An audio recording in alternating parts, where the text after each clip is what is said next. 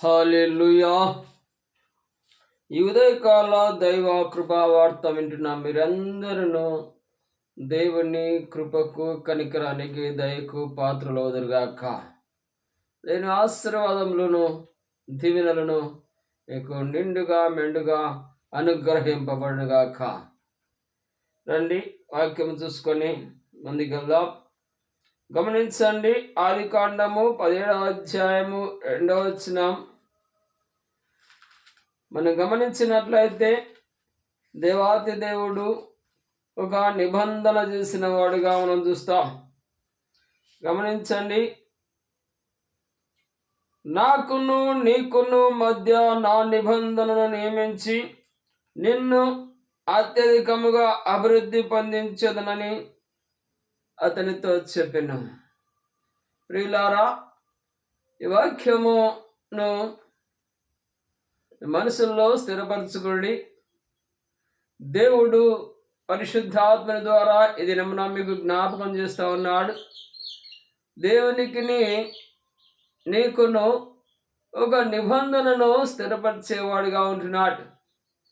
ఆ నిబంధనల గురించి కొన్ని విషయాలు మనం తెలుసుకున్నట్లయితే, నోవాహు దినాల్లో జలప్రలయం తర్వాత తిరిగి జన్మించినటువంటి తిరిగి ప్రబలమైనటువంటి నోవాహు వంశం గురించి దేవుడు సెలవిస్తున్న మాట, ఇక నేనెన్నడూను ఈ భూలోకమును ఈ రీతిగా జలప్రలయంతో ముంచను, నీకును నాకును ఒక నిబంధన గుర్తుగా ఒకటి ఏర్పాటు చేస్తానని మేఘమునందు ఒక ధనస్సును నిర్మించిన వాడిగా ఉన్నాడు. ఆ యొక్క మేఘ ధనస్సు ఆనాటి నుంచి ఈనాటికి కూడా వర్షము అధికమైనప్పుడు మేఘ ధనస్సు ఏర్పరచబడిగా ఉంటుంది. హల్లెలూయా. అది మనం అందరము తెలిసిన విషయమే. అది ఒక నిబంధన. ఈ రీతిగా మనం గమనించినట్లయితే 17వ అధ్యాయములో అబ్రహాముతో చెప్పిన మాట నీతో చెప్తా ఉన్నాడు. నాకును నీకును మధ్య నా నిబంధనను స్థిరపరిచిన ఆ నిబంధన ఏం చేస్తుందంటే, అత్యధికంగా నిన్ను అభివృద్ధి పొందించదను. ఆ నిబంధన నిన్ను అభివృద్ధిలోకి నడిపించేదిగా ఉంటుంది. ఆ నిబంధన నిన్ను నన్ను దీవెనలోకి నడిపించేదిగా ఉంటుంది.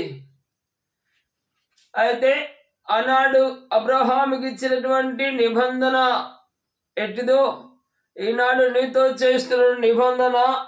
యోహాను సువార్త 3వ అధ్యాయము 16వ వచనం అంటున్నాడు, దేవుడు లోకమును ఎంతో ప్రేమించెను కాగా తన అద్వితీయ కుమారునిగా పుట్టిన ఆయనందు విశ్వాసముంచు ప్రతివాడును నాశింపగా నిత్యజీవము పొందినట్లు ఆయనను అనుగ్రహించెను. ఈ లోకమునకు లోక పాపములను మోసుకొని పోవు దేవుని గొర్రెపిల్లగా లోకములో శాపమును తుడిచివేసేవాడిగాను దేవుని కుమారుడిగా అవతరించి అద్భుతములు మహత్కార్యములు జరిగించి పాపులమైన మన కొరకై శిక్ష పొందినటువంటి ఆ యొక్క యేసు ప్రభువారందు విశ్వాసం ఉంచువాడు నిత్య జీవమునకు పాత్రుడవుతాడు, పరలోక రాజ్యమునకు వారసుడవుతాడు. లేని ఎడలా నరకాగ్నికి వారసులవుతాం. ప్రియా సహోదరి సహోదరుడా, ఈ వాక్యము సెలవిస్తా ఉంది. ఈ నిబంధన వాక్యం మరొకసారి పరిశుద్ధాత్మ దేవుడు జ్ఞాపకం చేస్తూ ఉన్నాడు. దేవుడు లోకమును ఎంతో ప్రేమించను. ఈ ప్రేమ ఎంతో విలువైంది. లోకమంతటిని ప్రేమించిన వాడిగా ఉంటున్నాడు. మనోవాత్రిగా మనం చూస్తాం కదా, లోకమంటే మనుషులు, లోకమంటే మట్టి కాదు అంటాం. లోకమంటే మట్టి, రాయి, రప్ప, చెట్టు కాదు. మనుషులు లేనిది లోకమే లోకము కాదు. మానవుడు జన్మిస్తేనే, మానవుడు ఉంటేనే లోకానికి విలువ. నీవు నేను ఉంటేనే లోకానికి విలువ. ఆ విలువను కాపాడుకోవటానికి మనము ఎదుగుతున్నాం. అందుకనే దేవుడు అంటాడు, లోకమును ఎంతో ప్రేమించాలంటే నిన్ను ప్రేమిస్తా ఉన్నాడు. నిన్ను ఎంతగానో ఆయన నీపై ప్రేమ కలిగి ఉన్నాడు. ఆ ప్రేమ ఎట్టిది అంటే నిన్ను రక్షించాలని, నీకు ఆశీర్వదించాలని, నీవు అత్యధికంగా అభివృద్ధి పరచాలని, నిన్ను హెచ్చించాలని ఆయన ఆకాంక్ష. ఇదిగో ఈ వాక్యము సెలవిస్తా ఉంది. ఆయన అద్వితీయ కుమారుని విశ్వాసం ఉంచుది నువ్వెన్నడూ నశించకుండా నిత్యము నీకు సమాధానము నెమ్మదిని ఈ లోకములు దేవుని అనుగ్రహమును దీవెనలను ఆశీర్వాదాలకు పాత్రడవై తిరిగి మరణించిన తర్వాత పరలోకమందు నిత్య రాజ్యములు వారసత్వము పొందుకునే ధన్యత భాగ్యము నీకు కలుగుతుంది. అటుది కాకుండా లోకమందు అనేకమైనటువంటి వాటి కొరకాయి, అనేకమైనటువంటి వ్యర్థమైన వాటి కొరకాయి నీ జీవితమును వ్యర్థముగా గడుపుకుంటే, నిబంధనను దూరపరుచుకుంటే ఈ లోక జీవితంలో నష్టపోతావు. ఈ లోక జీవితంలో నీ శాపగ్రస్తమవుతావు. ఈ లోక జీవితంలో నీ యొక్క జీవితము అనావృష్టి పాలవుతుంది. ఈ లోక జీవితములో నీ యొక్క జీవన ప్రయాణము, నువ్వు జీవించే జీవితాలు కష్ట జీవితాలుగాను, లేమి జీవితాలుగాను, నష్ట జీవితాలుగాను, దరిద్ర జీవితాలుగాను జీవించే రీతిలో పయనిస్తావు. ఆ రీతిగా ఉండకూడదని ఆయన తన ప్రియ కుమారుణ్ణి ఈ భూలోకమునకు నీ కొరకై పంపినాడు. ఆ ప్రియ కుమారుని అందులో విశ్వాసం ఉంచితే నిశ్చయముగా నువ్వు ఆశీర్వదించబడతావు, దీవించబడతావు. నీ కుటుంబము లేవల నుంచి, దరిద్రత నుంచి లేవనెత్తబడుతుంది. నీ కుటుంబంలో శాంతి, సమాధానం, నెమ్మది కలుగుతుంది. నీ కుటుంబంలో అన్యోన్య అనురాగం కలుగుతుంది. నీ కుటుంబంలో ప్రతి విధమైనటువంటి లేమిని దూరపరచబడుతుంది. నీ కుటుంబంలో నిత్యము సంతోషము, సమాధానం ఉంటుంది. నీ కుటుంబంలో ఉన్నటువంటి ప్రతి దుష్టుని కాడి విరిగిపోతుంది. నీ కుటుంబంలో ప్రతి శాపమును కొట్టివేయబడుతుంది. నీ కుటుంబంలో సత్య సంతోషము కలిగింపజేసి నీ తదనంతరము నీ కుమార్తెను ఆశీర్వదించి దీవించి నీ కుటుంబం అంతయు వర్ధిల్లులాగను కొన్ని తరములుగా నీ కుటుంబము నిత్య రాజ్యమునకు వారసులవే గొప్ప ధన్యత భాగ్యము ప్రభు అనుగ్రహించేవాడుగా ఉంటున్నాడు. కనుక ప్రియా సహోదరి సహోదరుడా, నిబంధనలకు అమికై ప్రభునందు విశ్వాసం ఉంచుము, నీవును నీ ఇంటి వారిని రక్షణ పొందుదురు. ప్రభునందు నమ్మిక ఉంచుము, నీ యొక్క ప్రతి బలహీనత నుంచి విడుదల పొందుతావు.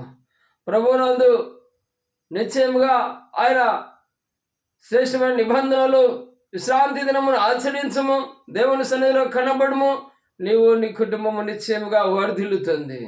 నీ బిడ్డలు క్రమబద్ధకుల్లో దేవుని యందు భయభక్తులు ఎరిగి వర్ధిల్లుతారు. హల్లెలూయా. ఈ రీతిగా ఈ ఆశీర్వాద ఈ యొక్క నిబంధన వాక్కులు మీ హృదయంలో బదిలిపరుచుకొని ప్రభు దీవెనలకును ఆశీర్వాదాలకును పాత్రలు కాగలరని ప్రభు దాసునిగా మీకు ప్రభు మాటగా తెలియజేస్తూ మీ నిమిత్తమై ప్రార్థించాలని ఆశపడుతున్నాం. తలలో వంచి ప్రార్థిద్దాం. ప్రేమ కలిగిన తండ్రి, దయగల ప్రభు అనే పాదలకు వందనాలు.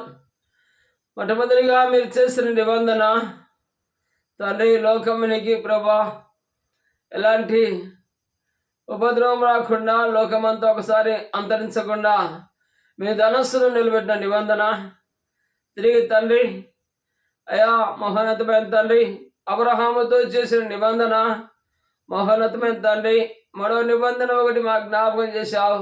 నీ ప్రియ కుమారుడు మా సొంత రక్షకుడు యేసు ప్రభు వారి అంత విశ్వాసం మంచివాడు నిశ్చయంగా నశింపగా నిత్య జీవముకు పాత్రవుతాన్ని ఈ లోకములో ఉన్నటువంటి నాన్నాళ్ళు ప్రభా మహిమ తండ్రి నీ దీవెనలకు ఆశీర్వాదాలకు పాత్రలై ఈ కుటుంబంలో శాంతి సమాధానం నెమ్మది కలుగుతుందని ఇదే మనం మీరు సెలవిచ్చిన మాటను ఈ నీ బిడ్డలను హృదయంలో పదిలపరిచి ప్రతి ఒక్కరు మహిమోన్నతమైన తండ్రి విశ్వాసం అంతా బలపరచబడి స్థిరపరచబడి వారి హృదయాల్లో వారి కుటుంబాల్లో శాంతి సమాధానం నెమ్మది నిశ్చయముగా అనుగ్రహింపబడుగాక. ప్రతి విధమైనటువంటి అనాలోచిత అంతయు యేసు నామమున తగిలింపబడుగాక. నిశ్చయముగా దేవుని కృపకు దయకు పాత్రవుదురుగాక. నిశ్చయముగా ఈ నిబిడలు అంచెలంచెలుగా వర్ధల చేసి నీ యొక్క శ్రేష్టమైనటువంటి పవిత్రతలో పరిశుద్ధతలో వర్ధిల్లి ఆశ్రయించబడే అనేకులకు నిన్ను కనబరిచే నీ బిడ్డలుగా స్థిరపరిచి బలపరిచి భద్రపరిచి నడిపించబడుదురుగాక. యేసు పరిశుద్ధ నామమున ప్రార్థించి అడిగి వేడుకొంచున్నాను పరమ తండ్రి, ఆమేన్. ప్రియులారా, ఇది నా ఏ మాటలను నిన్న మీకు అందరికీ ప్రభు పేరిట వందనాలు. ఇక ఛానల్ను మీరు సబ్స్క్రైబ్ చేసుకోండి, లైక్ చేయండి, అనేకులకు షేర్ చేయండి. అనేకులు బలపరచుటకు మీరు కూడా సహాయకులుగా ఉండాలని ఆశిస్తున్నాను. హల్లెలూయా.